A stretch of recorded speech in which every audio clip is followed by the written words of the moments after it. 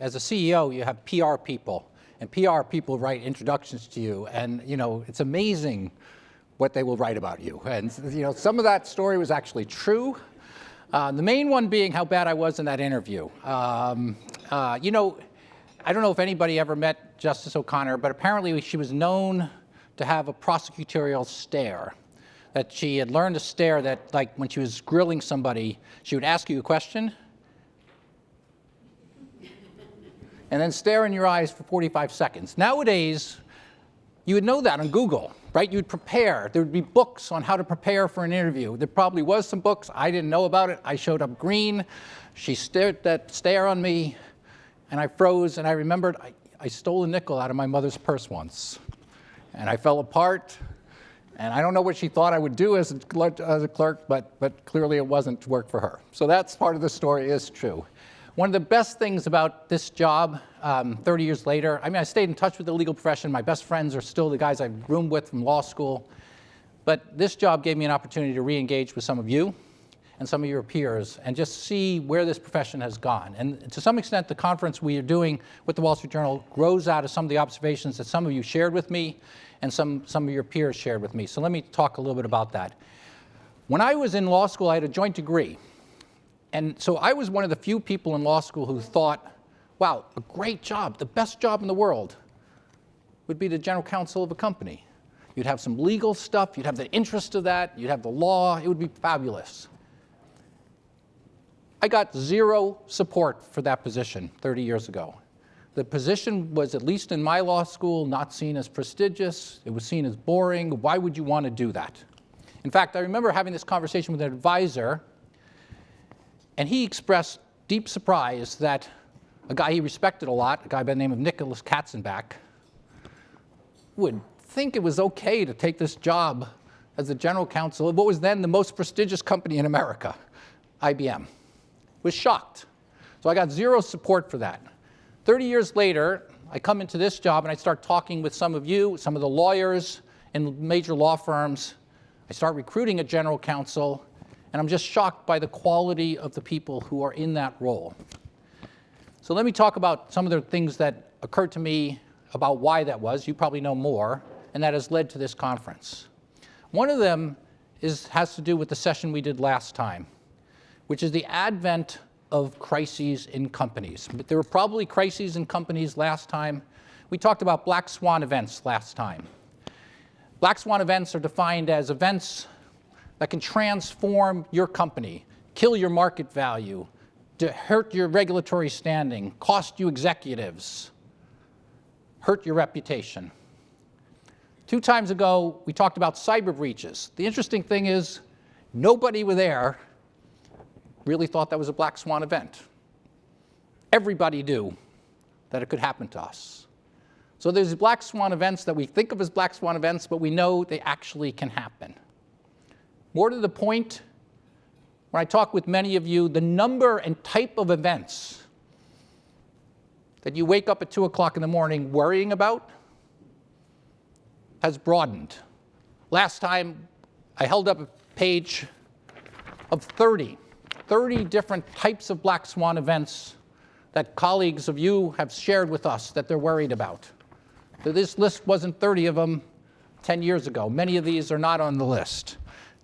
Obviously, cyber attacks weren't on the list 10 years ago. Supply chain disruptions weren't on the list. Getting attacked for greenwashing wasn't on the list. Being attacked from the left and the right for the same political positions that you're having.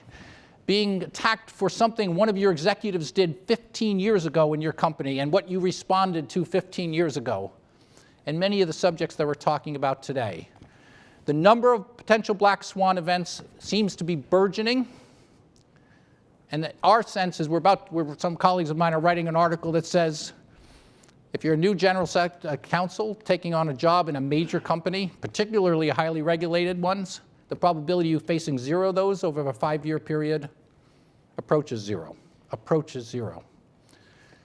And we know what the consequence of not handling those well is. Wells Fargo, FTX, and a whole list of other ones. The third issue that led us to put this conference together with the Wall Street Journal is what we feel like is a changed role and expectation of the General Counsel in those crises. There's obviously the chief legal advisor. I did a cyber simulation. How many people here have been part of a cyber simulation? Right. Okay, I did a cyber simulation a couple weeks ago in my company. Lots of people in the room, right? You sit there, you have this ransomware thing. You got a ransomware, you're in the hour one of this, you've got a ransomware thing. Lots of people have views on who to communicate with. Do we call the FBI? Do we tell our clients? Should tell our clients soon so they can take preparation. We don't know whether the ransom is real.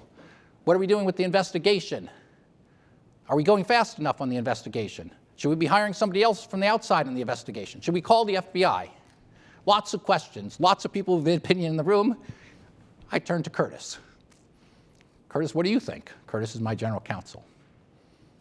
And we end up following Curtis's advice. And I don't think that just happens in my company.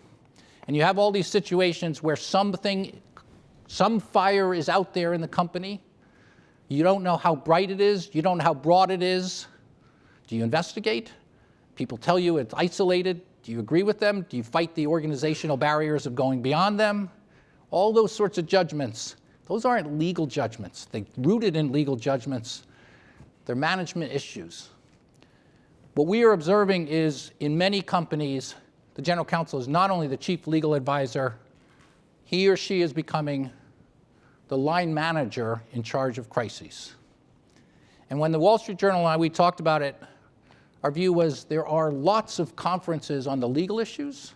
There aren't that many where you get a chance to talk to a peer about what he did or she did in that situation. What did you sweat? How did you make that judgment?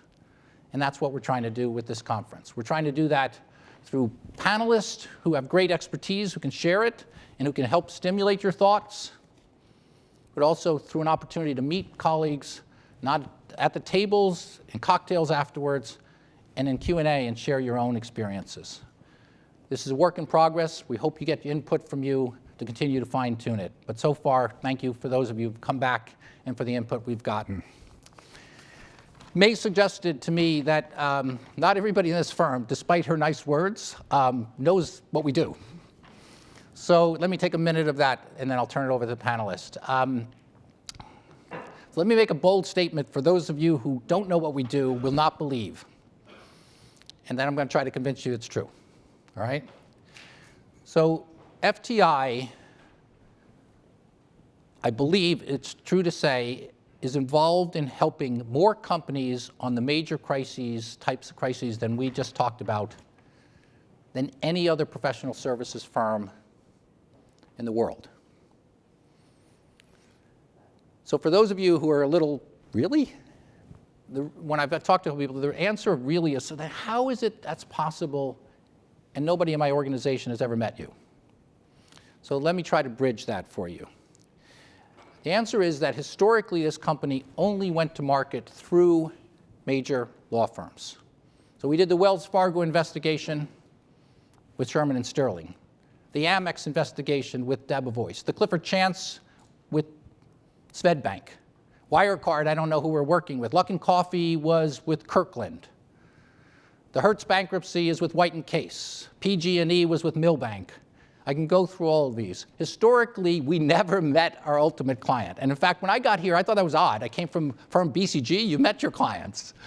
And people said, no, they don't want to meet you. They don't want to meet us. They said, no, because we have to, so many times it's crisis, we're going to testify. We're going to have to do this under privilege, so we have to be hired through the outside law firm. So I said, fine, but do they not really want to meet us? They're the ones who are writing the bill. And they said, no. And luckily, I then went to Davos a couple years later and sat down with one of your peers, had a great coffee with him, and he had done his research, and he said, it was nice coffee. I looked, we spent over the last couple years $200 million on FTI services, last 4 or 5 years. It's not every year, not every service. Not every client. And you're the first person, why is it you're the first person I've ever met from your company? So I brought that back, and even though I was an outsider from outside the company, I said, I'm not sure it's a crime to actually get to know our ultimate client. So this conference is a little bit emerging from this.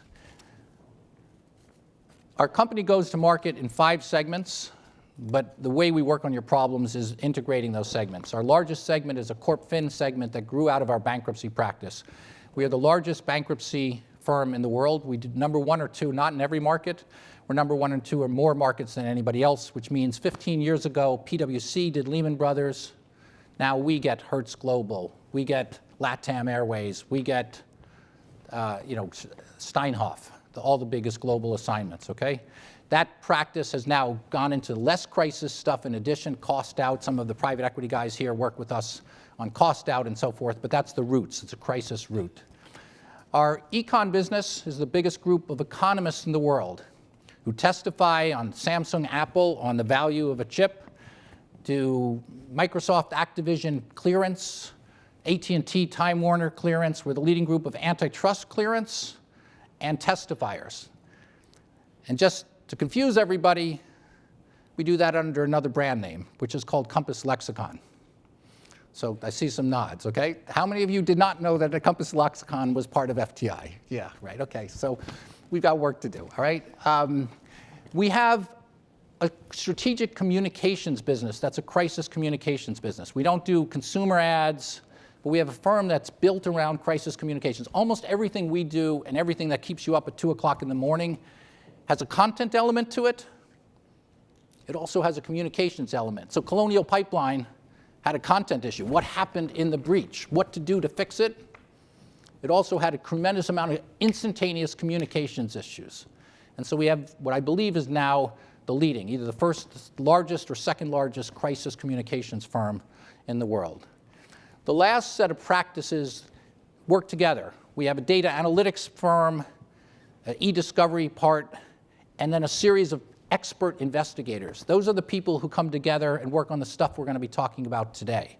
Those are e-discovery people, data analytics people, but also experts in different types of investigations: cyber, crypto, environmental investigations, and so forth. And that's the group. They're in 3 different businesses if you look at our reporting thing, but those are the people who worked on the Wells Fargo investigation, the Amex investigation, the Swedbank investigation.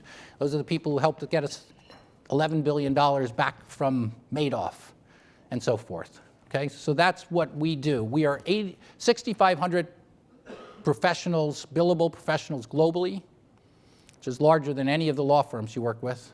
We're in 30 countries around the world. We've doubled in the last 6 years. We're a public company, so you can actually verify some of this, at least if we're not doing what we're not supposed to be doing here and committing fraud. We're about a $7 billion market cap. It leaves us with a tremendous set of great professionals who love helping companies on the sorts of things we are doing today, and who actually now, even though they're shy, would be happy to meet you as well. So with that, let me turn this over to Almar and Preet for getting on with the session. Thank you very much.